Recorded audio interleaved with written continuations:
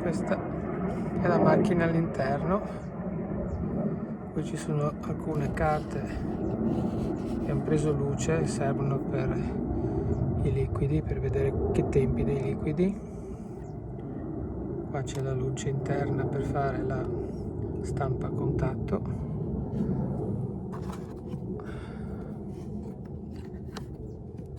La stampa a contatto è fatta qua.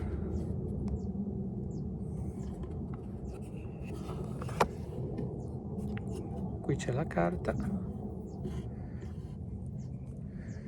qui il vetro di messa a fuoco e qui ci sono i liquidi, sviluppo e fissaggio.